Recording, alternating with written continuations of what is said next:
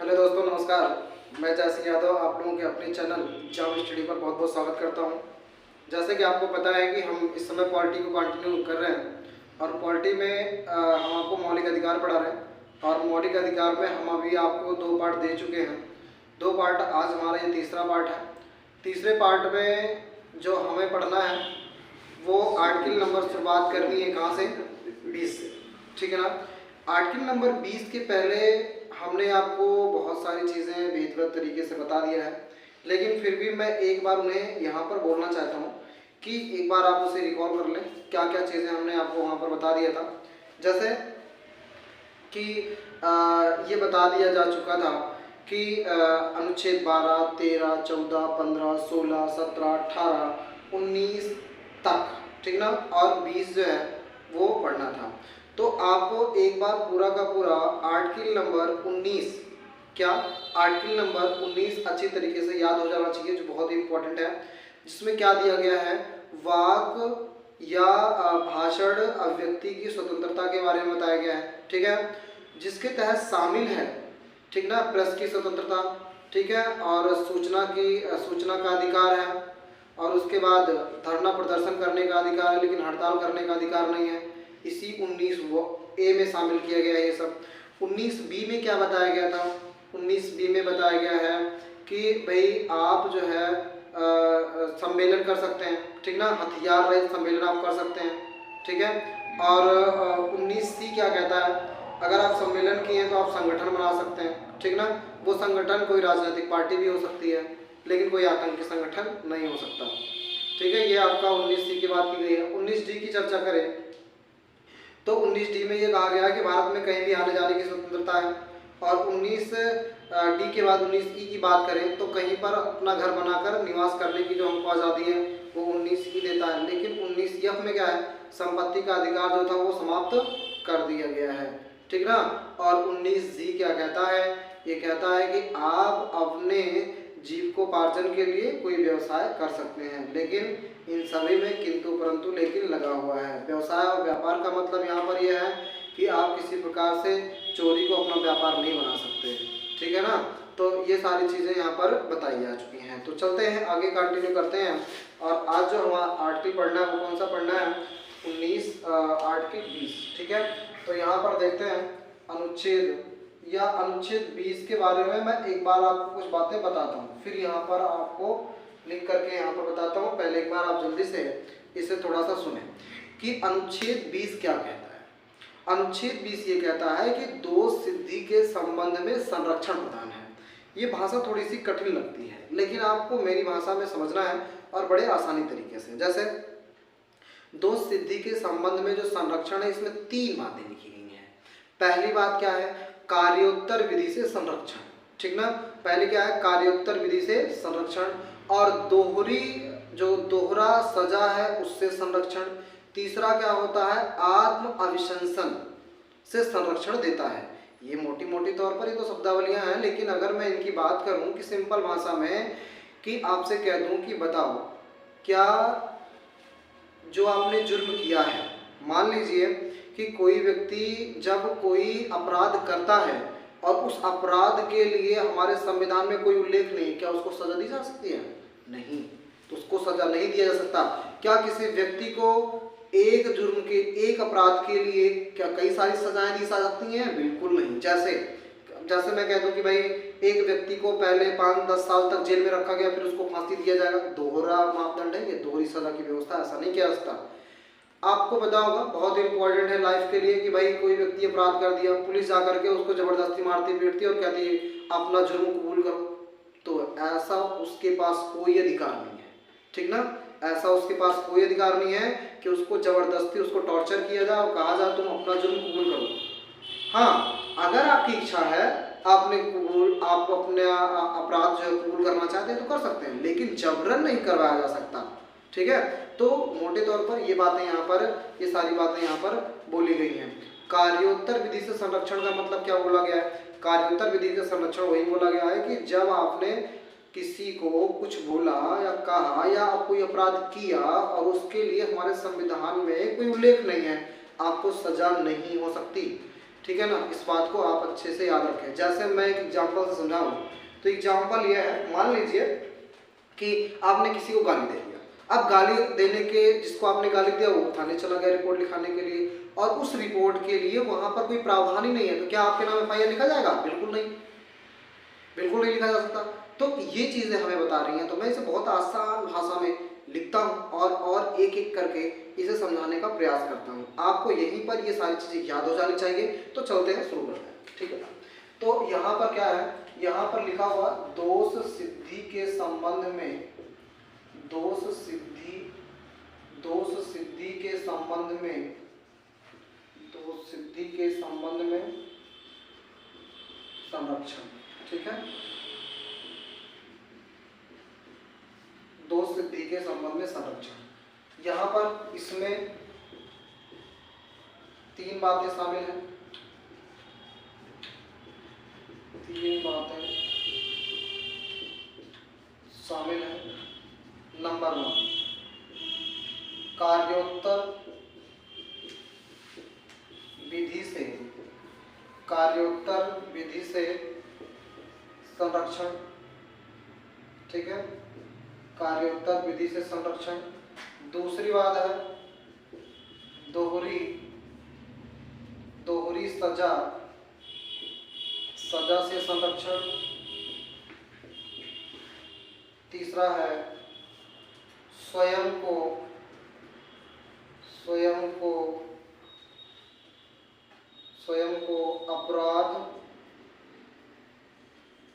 अपराध कबूल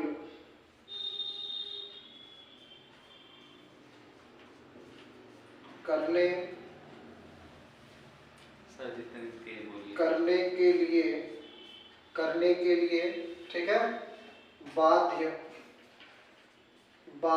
नहीं किया जा सकता है।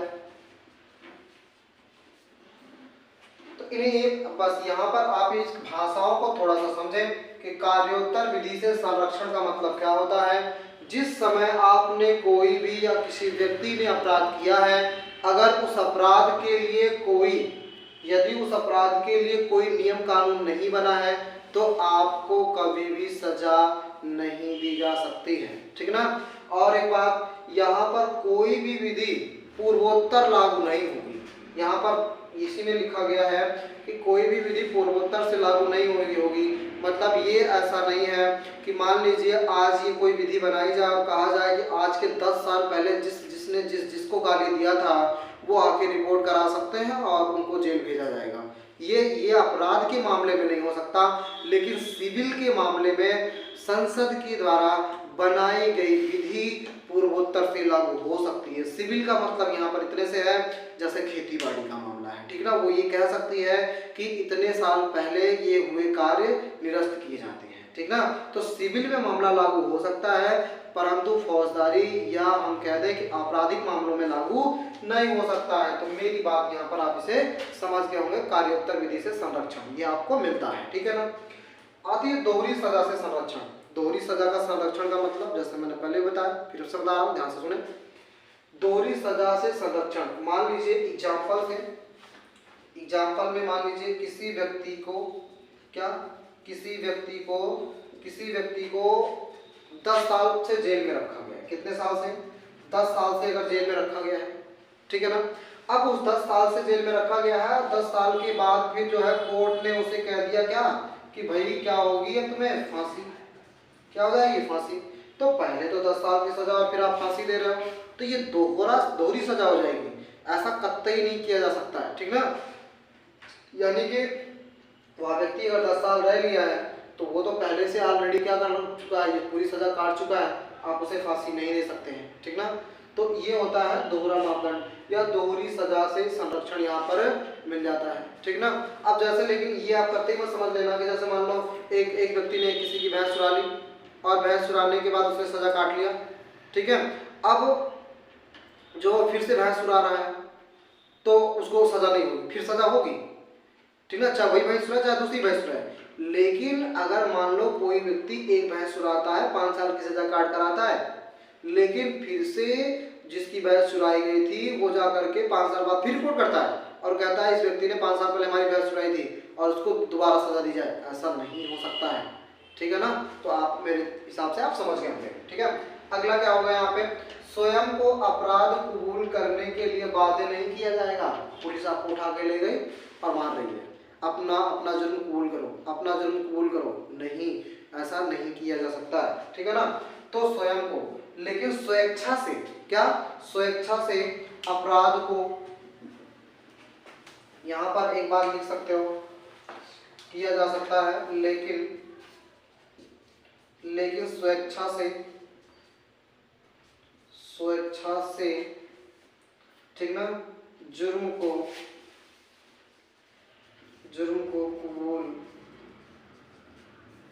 कबूल किया जा सकता है, तो आई थिंक ये बात आप हमारी समझ गए होंगे, ठीक है ना। तो यहाँ पर ये 3 बातें लिखी हुई हैं जो आपको बेहतर तरीके से समझ लेनी है, ठीक है ना। तो चलते हैं आर्टिकल नंबर, ठीक दोस्तों, देखते हैं फिर हम अपना अगला सवाल क्या है, या अगला अनुच्छेद हमारा क्या है। तो अनुच्छेद है अनुच्छेद 21, ठीक है ना। इसमें क्या कहा गया, प्राण एवं दैहिक स्वतंत्रता, प्राण एवं दैहिक स्वतंत्रता। इसका मतलब क्या है, प्राण एवं दैहिक स्वतंत्रता का, ठीक है। इसको समझने का प्रयास करते हैं। किसी व्यक्ति को उनके प्राण एवं दैहिक स्वतंत्रता से केवल विधि द्वारा स्थापित प्रक्रिया, एक लाइन ये समझना है, विधि द्वारा स्थापित प्रक्रिया द्वारा ही वंचित किया जा सकता है, अन्यथा नहीं किया जा सकता है, ठीक है ना।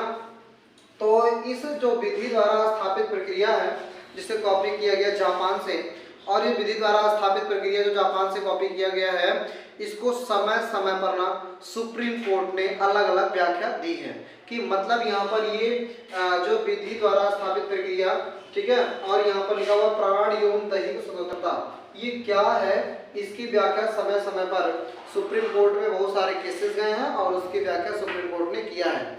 तो यहाँ पर एक जो बहुत सारे केसेस गए हैं, तो उनमें से मैं कुछ आपको बता देता हूँ। जैसे एक केस यहाँ पर रहा है, ठीक ना, एक केस रहा है जो यूथेनेसिया या जिसे कहते हैं दया मृत्यु या इच्छा मृत्यु से संबंधित है, ठीक है। तो इच्छा मृत्यु से संबंधित है, तो ये वाली, इससे संबंधित क्या मामला रहा है। तो एक मामला ये रहा है अरोड़ा शानबाग केस। एक क्या रहा है, अरोड़ा शानबाग केस। एक बार ऐसा होता है कि अरोड़ा शानबाग जो है ये करीब कोमा में, ठीक ना, करीब 40-42 साल तक अप्रोक्सीमेटली लगभग ये रही हैं। इनकी जो मृत्यु है ना, क्या हुआ था कि इनकी मृत्यु 2015 में हुआ, 2013 में कोमा में गई और 2015 में इनकी क्या हुई, मृत्यु हुई। और मृत्यु इस कैसे हुई, तो वो मृत्यु जो हुई थी वो इच्छा मृत्यु तो नहीं कह सकते हम, लेकिन यहाँ पर भारत में जो मृत्यु हुई वो पैसिव यूथेनेसिया से, ठीक ना। देखो इच्छा मृत्यु की बात करें ना, तो इच्छा मृत्यु को यूथेनेसिया कहा जाता है, लेकिन ये इच्छा मृत्यु जो खुद मरना चाहते हैं, इसमें क्या होता है, पैसिव यूथेनेसिया, ये थोड़ा सा अलग होता है। और भारत में वर्तमान में क्या है, पैसिव यूथेनेसिया है। पैसिव यूथेनेसिया में होता है कि अगर कोई व्यक्ति को डॉक्टर टीम ये कह दे कि ये व्यक्ति इसे ठीक नहीं किया जा सकता है, इसका मरना निश्चित है और बहुत ही वो तकलीफ में है, तो क्या होता है कि उसके परिवार वालों की इच्छा के अनुसार क्या कहता है, उसके परिवार वालों की इच्छा के अनुसार उसकी जो ट्रीटमेंट है ना, जो मतलब प्राणदायिनी जो प्रणाली चल रही होती है, जिसके तहत वो जिंदा होता है, जिन मशीनों के द्वारा जिंदा होता है, वो सब हटा ली जाती हैं, जिसकी वजह से उस व्यक्ति की मृत्यु हो जाती है। तो ऐसी जो मृत्यु हुई है ना, वो अरोड़ा शानबाग की हुई है। अरोड़ा शानबाग केस का नाम दिया गया क्योंकि अरोड़ा शानबाग ऐसे थी, बाकी इनकी तरफ से कोई दूसरा वकील केस को दायर किया था सुप्रीम कोर्ट ने, तो सुप्रीम कोर्ट ने भारत में जो है पैसिव, ठीक ना, ये पैसिव यूथेनेसिया, इससे मैं सही कर देता हूँ, क्या है, यूथेनेसिया के बारे में यहाँ पर कहा गया है कि भारत में क्या है, पैसिव यूथेनेसिया है। लेकिन ये सब कहाँ है, तो ये आप कह सकते हो कि ये कहाँ पर है, तो ये अमेरिका में है, अमेरिका के कुछ राज्यों में है इच्छा मृत्यु, ठीक ना, स्विट्जरलैंड में भी है, बेल्जियम में भी है, ठीक ना, स्विट्जरलैंड में है और इसके बाद बेल्जियम में भी है, ठीक है। तो बेल्जियम में भी है। तो ऐसे कुछ देशों में है, अमेरिका के कुछ ही राज्यों में है, पूरे अमेरिका में नहीं है। तो ये इच्छा मृत्यु है। लेकिन इन सबकी जगहों पर इच्छा मृत्यु क्या होती है, वो डॉक्टर की टीम ऐसा कहती है, इसके परिवार वाले लोग जब कहते हैं तो यहाँ पर इसमें क्या होता है, उनको कुछ नशीली पदार्थ की जो दवाएं होती हैं वो दे करके उनको क्या कर दिया जाता है यहाँ पे, ठीक है, बेहोश वगैरह कर दिया जाता है, ठीक है ना। तो बेहोश करके उनकी मृत्यु वहाँ पर दे दी जाती है। लेकिन इसमें ऐसा नहीं होता है, इसमें उनके जो जीवन जीने की जो प्रणालियाँ होती हैं वो सब खत्म कर दी जाती हैं। तो ये बेसिक सा यहाँ पर अंतर होता है। इसमें कुछ अन्य बातें होती हैं इसके तहत, और क्या क्या सुप्रीम कोर्ट ने समय समय पर बोला है जो वनडे एग्जाम के लिए जरूरी है, ठीक ना। क्या क्या होता है इसमें, ये लिखा गया है कि अपनी मनपसंद शादी करने का अधिकार कौन सा आर्टिकल देता है, तो आर्टिकल 21, ठीक ना। अगर हम बात करें कि जो है प्रेम विवाह, या लिख सकता हूँ मनपसंद शादी करने का अधिकार, या ऐसे कह सकते हो प्रेम विवाह, ठीक ना, करने का अधिकार कौन सा आर्टिकल देता है, तो वो आर्टिकल देता है हमको 21।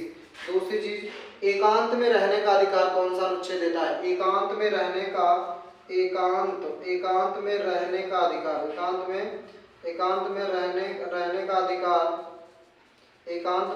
का अधिकार कौन सा आर्टिकल हमको देता है, अधिकार देता है, तो वो 21 देता है, ठीक ना। अगर यहाँ पर तीसरी चीज, निजता का अधिकार कौन सा, निजता का अधिकार कौन देता है, निजता का अधिकार का मतलब ये भाई कि आपकी जो कॉल, जो आप जिस पर बात कर रहे हो, ठीक ना, आपकी फोन कॉल को कोई रिकॉर्ड नहीं कर सकता, ठीक ना, ये आपका निजता का अधिकार हो जाता है, ठीक है। स्वच्छ सांस लेने का अधिकार होता है, तो इसी में आता है। और इसी में लिखा गया है कोई महिला बच्चे को जन्म दे या ना दे वो उसका अधिकार है, ठीक ना। कोई महिला, यहाँ पर लिख सकते हैं कोई महिला बच्चे को जन्म दे, बच्चे को जन्म दे या ना दे, ये ना दे उसका अधिकार है, ठीक है, ये उसका क्या होता है, अधिकार होता है। और आपको पता होता है शयन का अधिकार, मतलब जो सोने का अधिकार है, ठीक ना, क्या सोने का अधिकार, मतलब रात में आपको पता होगा कि एक बार बाबा रामदेव, ठीक है, दिल्ली में धरना कर रहे थे और रात को पुलिस ने जाकर के क्या किया था, वहां पर धरना देने वाले लोगों को डंडों से पीटना शुरू कर दिया था, जिसको लेकर के वो कहाँ पर जाते हैं, सुप्रीम कोर्ट। और सुप्रीम कोर्ट ने कहा कि रात के समय, ठीक ना, 10 बजे के बाद बहुत ज़्यादा आवाज़ नहीं होनी चाहिए, सोने का जो है अधिकार जो है शामिल करके बताया गया, किसमें रखा गया उसको, आर्टिकल नंबर 21 में, ठीक है ना, आर्टिकल नंबर 21 में। इस प्रकार से यहाँ पर और बहुत सारी चीज़ें दी गई हैं, इसलिए बहुत सारा इंपॉर्टेंट हो जाता है ये, ठीक है। एकांत में रहने का, निजता का अधिकार, कोई महिला बच्चे को जन्म दे या ना दे, सोने का अधिकार इसी में आ जाता है। इसी में आपको आता है कि भाई, हाँ, इसी में आ जाता है कि सार्वजनिक स्थानों पर धूम्रपान मतलब कि निषेध करना चाहिए, ठीक ना, कि निषेध मतलब रोकना चाहिए और खुद से भी नहीं करना चाहिए। तो अगर कोई कर रहा है तो उसे आप रोकें, ये आपका अधिकार है, ठीक ना, तो वो इसमें इसी में बताया गया है। तो इसी प्रकार से इसमें बहुत सारे जो अधिकार हैं वो यहाँ पर दिए गए हैं, ठीक है ना। तो आपका यहाँ पर आर्टिकल नंबर क्या रहा, ये 21 रहा, जो हमारे लिए इतना सा इम्पोर्टेंट बन जाता है। अच्छा, इसी में एक बात और भी बताया गया है, लेकिन वो आपको मैं बोल देता हूँ ऐसे कि भाई क्या जो है जो आत्महत्या करने का अधिकार है क्या, तो आत्महत्या इसी के तहत आत्महत्या अपराध है, क्या है, ये आत्महत्या जो है अपराध है, इसी आर्टिकल में बोला गया है, ठीक ना, कि आत्महत्या क्या है, अपराध है, ठीक है। तो आप इस चीज़ों को याद रखें, जो आपसे सवाल पूछा जाता है वो यहाँ से ये पूछा जाता है। हम चलते हैं, एक और आर्टिकल बचा हुआ है जो आपका क्या है 21A, जो आपका क्या है बहुत इम्पोर्टेंट है, जो बहुत बार पूछा गया है, ठीक ना। 21A में क्या क्या है, तो बस 21A की शुरुआत करते हैं। तो देखते हैं हम अपना अगला आर्टिकल कौन सा है, हमारा अगला आर्टिकल है अनुच्छेद 21A, जो बहुत इंपॉर्टेंट है, कौन सा 21A। इसको तो यहाँ पर आप बहुत ही बड़ा इम्पोर्टेंट ये है, IM पे डाल दीजिए। अनुच्छेद 21A में क्या बोला गया है, इसलिए शिक्षा का अधिकार, ठीक है। तो ये हमारे मूल संविधान में नहीं था, पहली चीज़ तो ये मूल संविधान में नहीं था, इसका मतलब ये मूल संविधान में नहीं था। इस अनुच्छेद को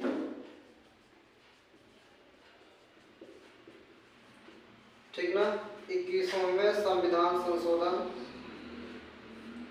21वें संविधान संशोधन, सॉरी ये आपका 21वां संविधान संशोधन नहीं है, ये आपका 66वें संविधान संशोधन 2002 के द्वारा जोड़ा गया। और इसमें क्या बोला गया कि 6 से 14 वर्ष तक के बच्चों को अनिवार्य रूप से और निःशुल्क शिक्षा सरकार मुहैया कराए। ठीक है ना, इसके बारे में यहाँ पर ये जोड़ा गया, तो बहुत इम्पोर्टेंट रहा है ये। और इसी के द्वारा यानी कि 66वें संविधान संशोधन सन 2000 के द्वारा इसी के द्वारा ठीक ना जो 11वां मौलिक कर्तव्य था वो भी जोड़ा गया था। ठीक ना, इसी के द्वारा 11वां मौलिक कर्तव्य, ठीक ना 11वां मौलिक कर्तव्य जोड़ा गया। और उसमें क्या लिखा गया था 11वां मौलिक कर्तव्य क्या कहा गया, 11वें मौलिक कर्तव्य में कहा गया कि जो 6 वर्ष तक के बच्चे हैं उनको प्राथमिक शिक्षा मुहैया कराने की जिम्मेदारी उनके अभिभावक की होगी। ठीक ना, बच्चों की प्राथमिक शिक्षा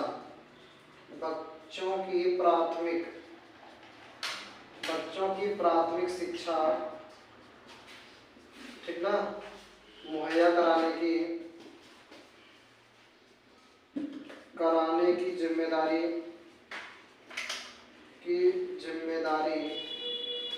अभिभावक की होगी। अभिभावक का होने का मतलब माता पिता या उसके जिसके संरक्षक में होगा। ठीक ना, तो यहाँ पर इस बात को याद रखें। और एक बात यह है कि इसके लिए 2009 में ठीक ना एक अधिनियम लाया गया था, राइट टू इंफॉर्मेशन एक्ट। ठीक है ना, तो एक बात याद रख सकते हो कि 2009 में RTE एक्ट लाया गया था। इस एक्ट के तहत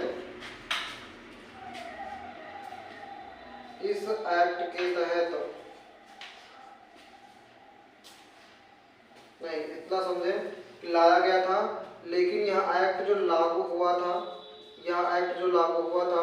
2010 में, बहुत बार सवाल पूछा गया, 2010 में लाया गया RTE एक्ट। ठीक ना, राइट टू एजुकेशन। ठीक ना, राइट टू एजुकेशन एक्ट जो लाया गया था 2009 में लाया गया, लेकिन ये लागू किया गया था कब 2010 में। ठीक है, तो इस बात को यहाँ पर याद रखें जो कि आपका बहुत बहुत इम्पोर्टेंट होता है।